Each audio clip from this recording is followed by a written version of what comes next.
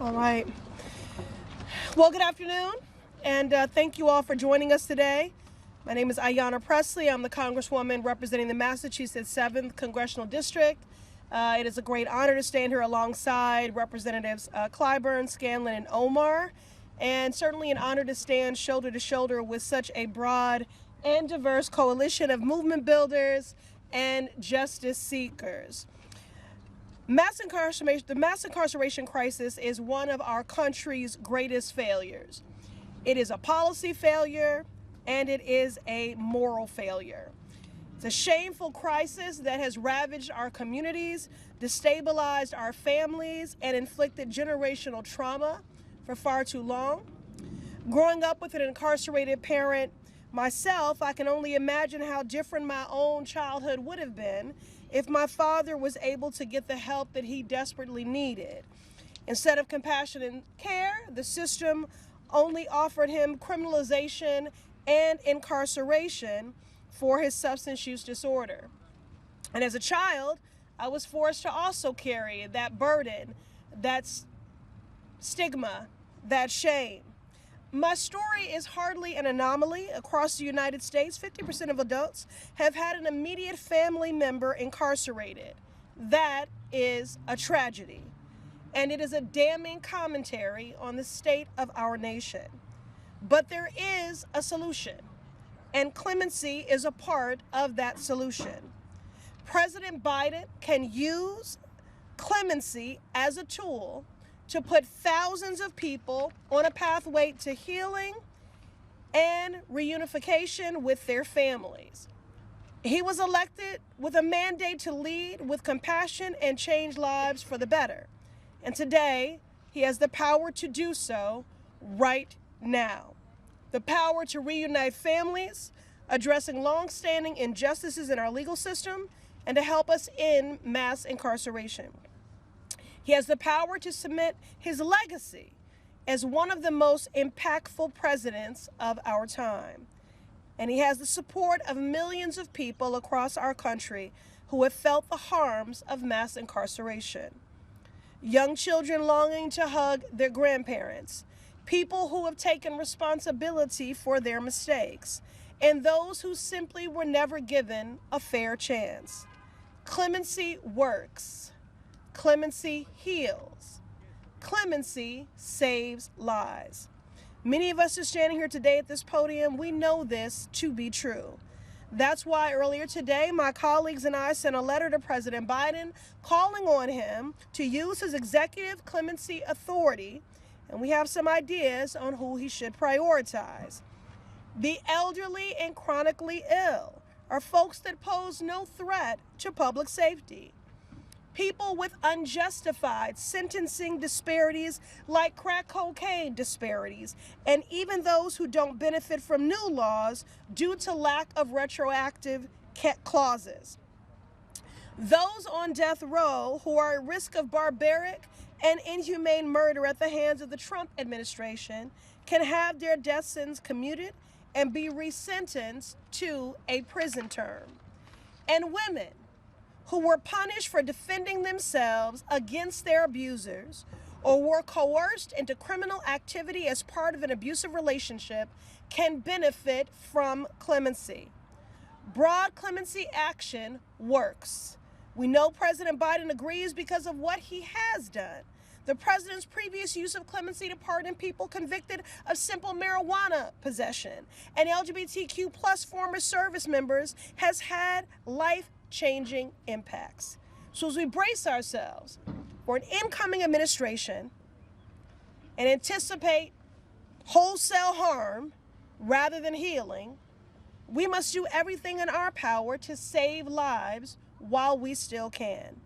President Biden, there are 61 days remaining in your presidency, and the time to act is now. And now we'll hear from Mr. Clyburn. Thank you very much, Representative Pressley.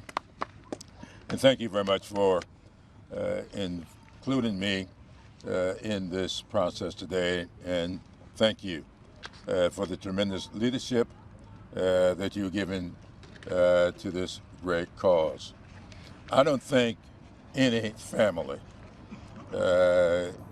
exists in these United States that have not in some way been affected by the injustices that sometimes are all too prevalent in our judicial system.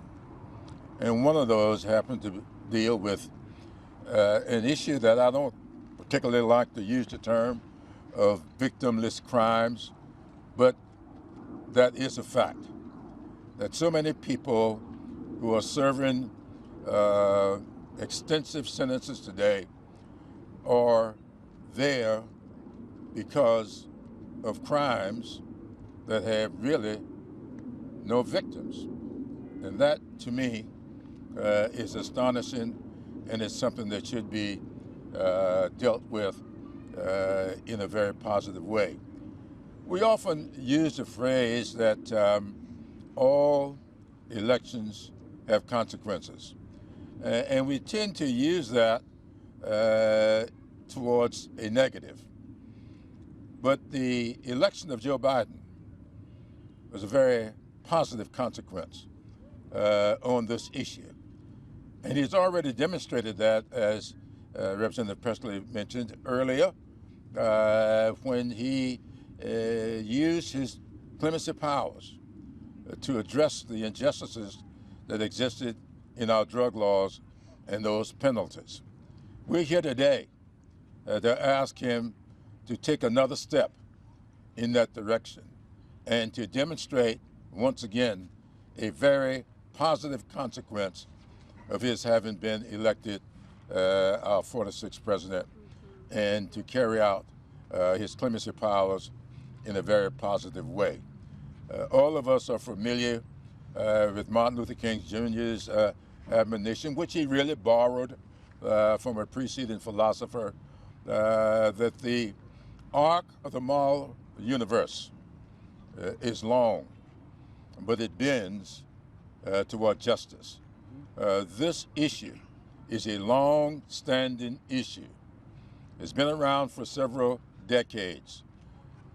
It's time for us to really do something to demonstrate that that long arc can, in fact, result in justice. And so I am joining today in asking President Biden, I think he's got about 60 days left in his presidency, to really step up on this issue and add what has already been a very positive impact on this issue, do a little bit more before he leaves office. And with that, I'm pleased to present now, I suspect, Neil. Yeah, I think you're the next one up. Hey, thank you, sir. Who's had a little bit of an experience with South Carolina. Yes, a little bit. North. How y'all doing? You know, I just want you to look to the left and the right and say we all have value. Can you do that? Look at the person left to the right and say, I see you. I see you. Thank you. My name is Neil Berry. I'm from New York. I represent an organization called Vocal, which is Voices of Community Activists and Leaders, and I'm part of the Center for Democracy. I'm sorry, I just get mixed up with these abbreviations. There's so many of them, but my apologies to that. I want to tell you when and how this started. In 1988, I was arrested in Brooklyn, New York, in a well-known black community, and the war on drugs was at its highlight. I was a warehouse. At that time, I was a stockbroker on Wall Street for 13 years. Never had been incarcerated. Had went to college, got a financial job working as a black pioneer on Wall Street. In 1988, when I was incarcerated, I went to trial, and in trial, they found me guilty. Now, there was no way I wasn't even out there. We're not going to go into the trial. But because of that conviction, I lost my wife, who was my wife-to-be. I lost my family, my dignity. I lost my house, my car. This is not a story that's new. Many of us could tell the same story coming out of the war on drugs. So I'm here today because there are many people behind me and in front of me who are facing the same predicament of mass incarceration. There's a economic thing to this too. At that time, I probably was high middle class. I lost everything. To say this, that now I probably got most of that back, but the process took 30 years. And in that process, I became an alcoholic. I became homeless. So you see, this is my story. It's one of truth. I would just hope to say today, though, that Biden, we know the history of the war on drugs, and I'll make an analogy to the crime bill. There's an opportunity to leave a legacy of hope and care. I come out of a love and compassion environment. I'm hoping that love and compassion will go forward, especially in this climate. I'm not vindictive, I'm not forgiving. I'm very much of a God-fearing black man in America. I'm being real, I'm not idealistic. It's not changing overnight, but I thank you for hearing my story. Thank you. Thank you. Good afternoon. I'm Mary Gay Scanlon, representative for Pennsylvania's 5th District, Philadelphia and suburbs. Thank you for being here, and I want to thank Representative Pressley and Clyburn and our colleagues for their partnership on this issue and for their leadership in advocating for those who are so marginalized, even as we approach the end of this Congress and this administration. Mass incarceration is a stain on the soul of our country.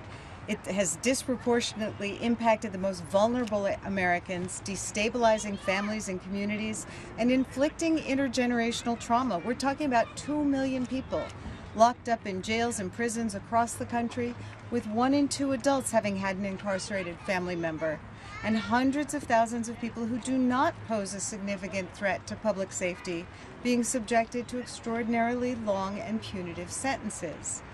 So, whether you're concerned about the cost to our collective humanity or the cost to taxpayers' wallets, it's important that we strive to address this issue in a variety of ways. In the 116th Congress, we were able to pass the First Step Act to address mass incarceration, but that first step has not been followed with sufficient legislative second and third steps. So we're looking to the administration to take another step. Before coming to Congress, I had the privilege to participate in the Clemency Project of 2014, an effort led jointly by the Obama White House, the Department of Justice, and a host of groups across the ideological spectrum, from the Koch brothers to the Criminal Defense Bar to nonprofits. And the purpose was to grant relief to nonviolent offenders who'd been subjected to grossly disproportionate mandatory minimum sentences. In that project, we trained hundreds of private lawyers across the country and joined them in screening tens of thousands of case files and preparing clemency petitions on behalf of deserving individuals who met the rigorous criteria for consideration. Working with the Obama administration and the Department of Justice, we were successful in obtaining relief for almost 2,000 individuals. In representing those clients, we saw how harsh sentences for nonviolent, low-level offenders destroyed lives and families and communities, but we also saw how meaningful and restorative the promise of clemency and a second chance could be for those families and for those communities. So over-reliance on incarceration in our legal system has created a crisis. It's a moral crisis, a legal crisis, a mental health crisis, a financial crisis, and a public trust crisis. And across the country, people from all walks of lives and every end of the political and faith spectrum have recognized this crisis and are demanding change and relief. Because belief in the possibility of rehabilitation and redemption transcends our political and religious affiliations. It's a belief that binds us together as human beings and as Americans.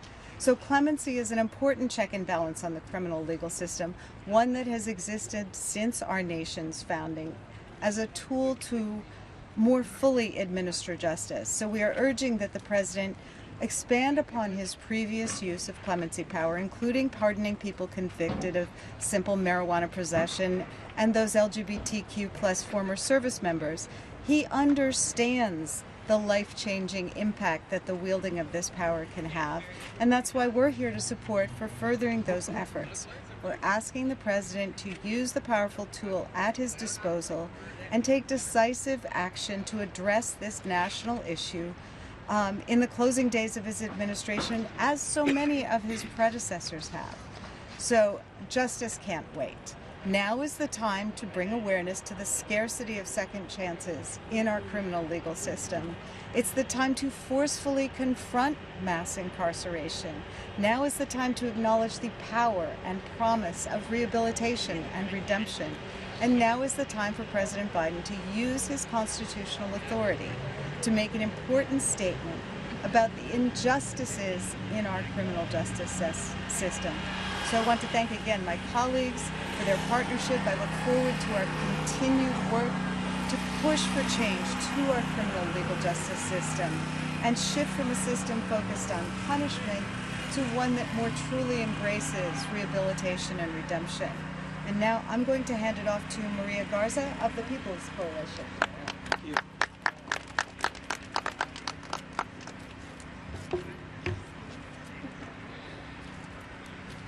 Hello, everybody. Hello. In 2017, I couldn't see myself past the gates of Cook County Jail, and today I am standing here next to Representative Pressley and in front of Congress. My name is Maria Garza. Thank you. My name is Maria Garza. I am from Illinois. I am a criminal justice reform advocate, an activist, and a restorative justice practitioner. I am a woman, I'm a Latina, I'm a mother, I'm a daughter of my mother, and I am a daughter of God.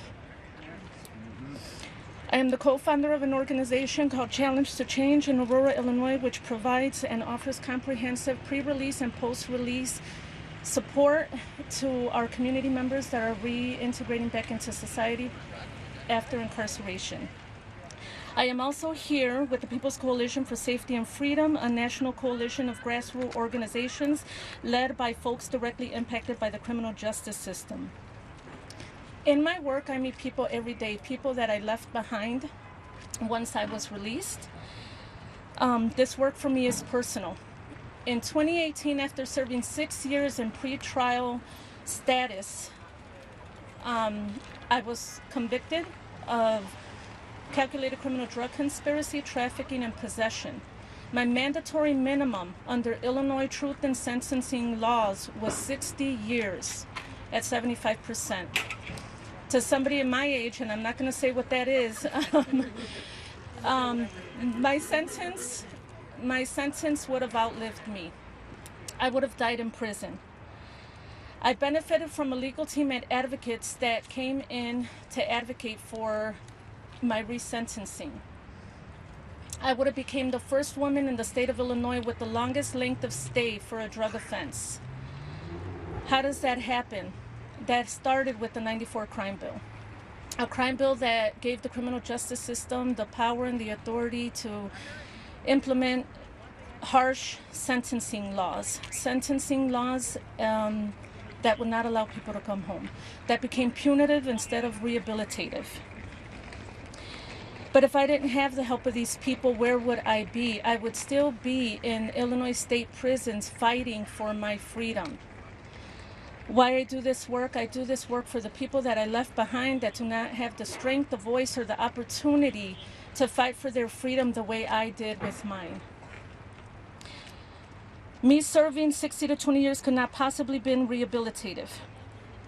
America has the highest number of people incarcerated. It is extremely clear that we are more focused on punishing people unnecessarily than building a more free and just society. These sentences do not only affect the individual, it also affects the people that we leave behind, our children, our communities.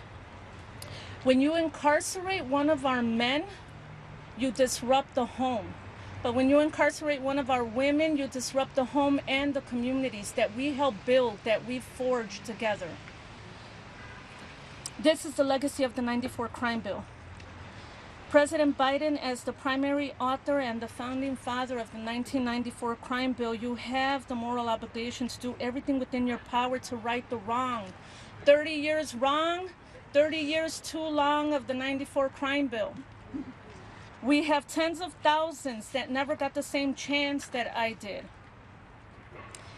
On the day of your birthday, President Biden, I ask that you please look at the clemencies that are sitting before you and that you use your executive power to please sign the release of those that have rehabilitated themselves, that did not have the opportunity and the advocacy that I had, and that you bring people home, beginning with Michelle West.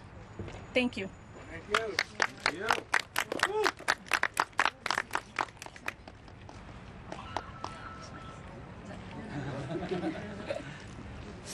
Thank you, Maria, for reminding us who we fight for and why we are here today.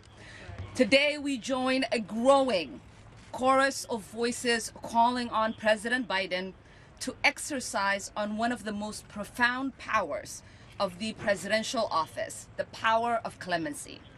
Clemency represents a critical opportunity to correct a long-standing injustices, recognize human potential for redemption, and acknowledge that our legal system has often been more punitive than restorative.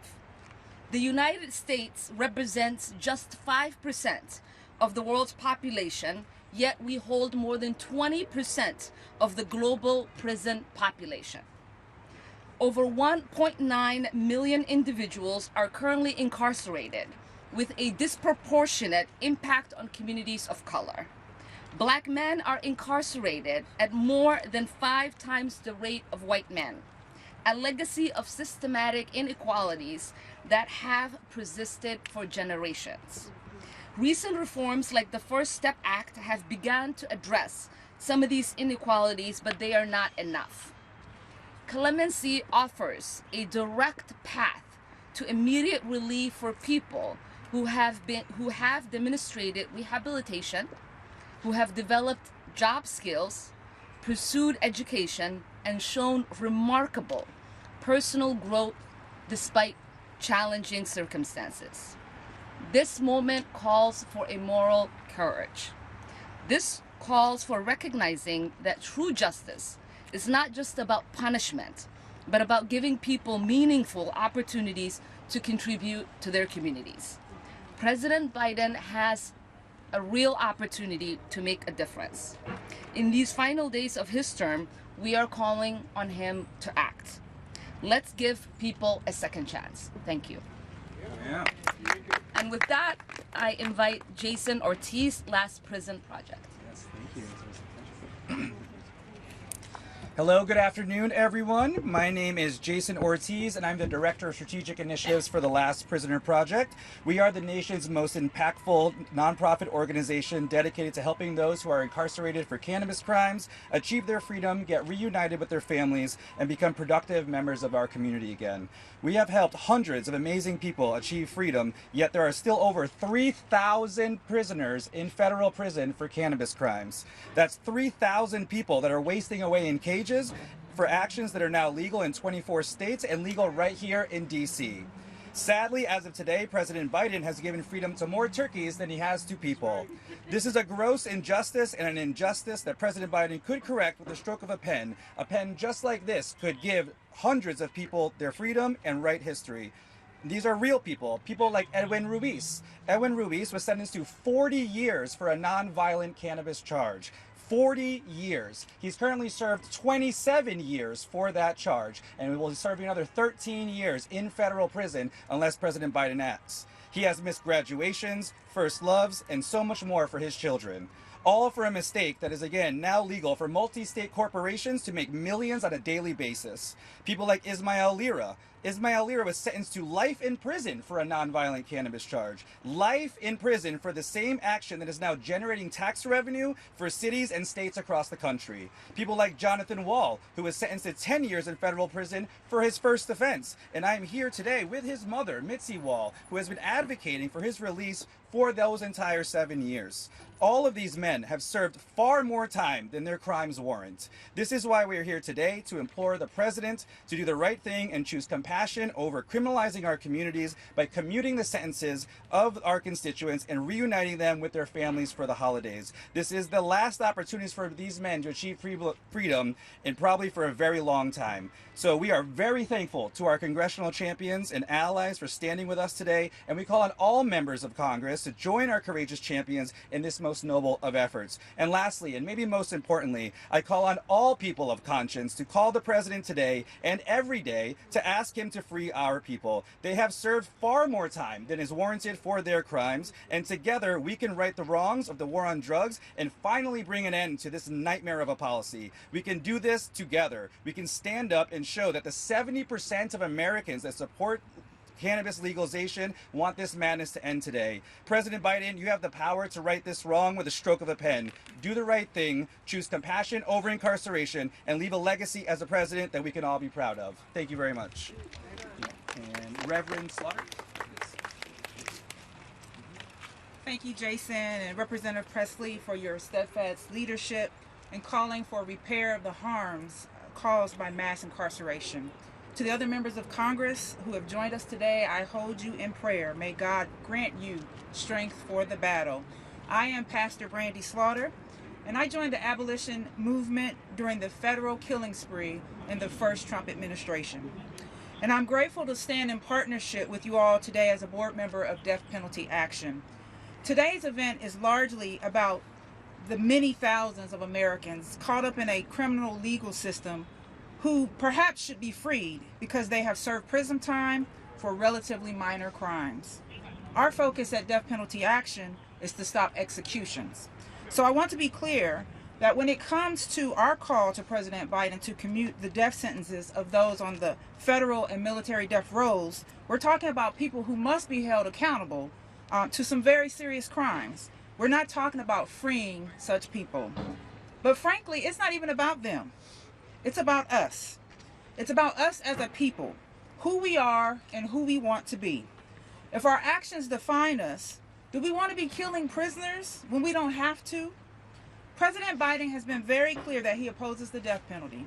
He appointed an attorney general who has not set a federal execution date, and there has not been a single federal execution since he took office.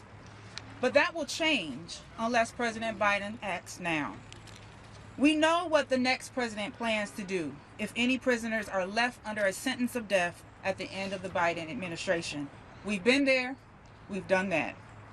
I stand with resolve, and on behalf of hundreds of organizations who join with our board chair, Reverend Sharon Risher, whose mother and two cousins were among the Emanuel 9, Black Christians murdered by a white supremacist, who is among the 40 men on federal death row. It's not about them. It's about us. President Biden, please grant clemency to every prisoner facing a federal or military death sentence. And don't wait, do it now. Clemency means mercy, and blessed are the merciful, for they shall receive mercy. Amen and Ashe. Join me in welcoming our next speaker, Danielle Metz. Woo.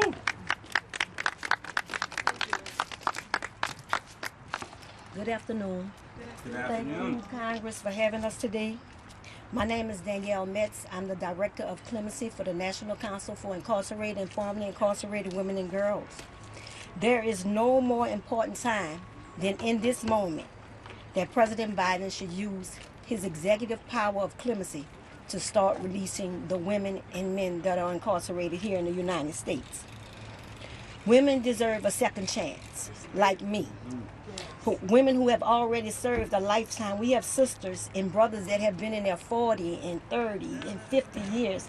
And when you talk about this to other countries, they find this hard to believe.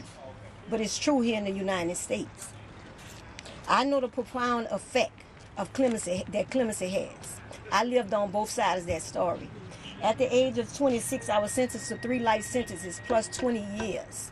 And I served 23 years and 8 months.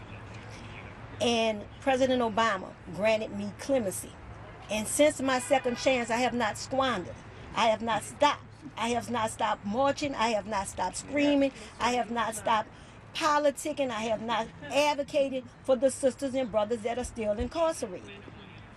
This can be changed, like they say, with just a pen. It can be changed. Excuse me. Wow. Okay.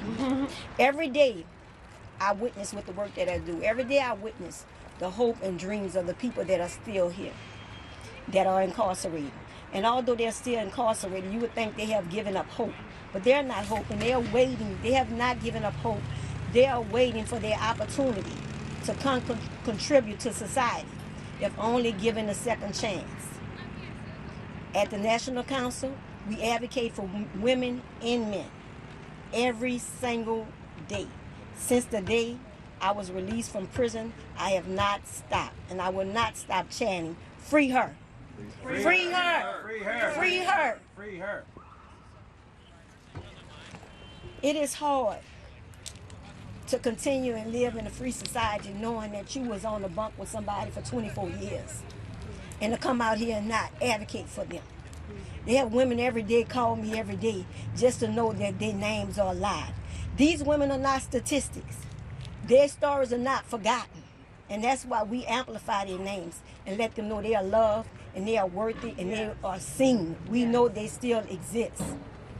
So today, being President Biden birthday, 82nd birthday, I want to wish him a happy birthday, but I wish that you will grant the gift of freedom to those that are still behind, that are still wanting this opportunity. Thank you, and again, I pray that that opportunity is granted to those. Thank you. Thank you. Thank you. Any questions from the press?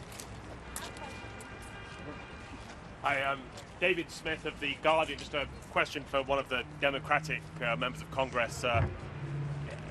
Does the imminent Donald Trump presidency mean there's a lot more urgency about this effort? Do you have any hope that Trump would listen to these appeals? Well, we know that, of course, President Biden was part of the Obama administration, is familiar with this, and has already exercised the clemency powers that he has. The incoming president's record is a little spottier there, so definitely trying to seek action when we have someone in office who understands the consequences and understands how to do it ethically and in a way that does make a statement with respect to mass incarceration. Have any of the members had correspondence with the White House? Have they said they're considering this request? The letter was just sent over today, so I don't there think hasn't there's been any time for a response. Got it. Thank you for all being here. I would just like to say that in the event that coming in President Trump did not hear our pleas today, and that we know he'll need his 100 days to get situated in the White House, in June, on the week of his birthday, we'll be also asking him for the same. Yeah. Next year. Question? One more, if you don't mind. Yep. There's a long history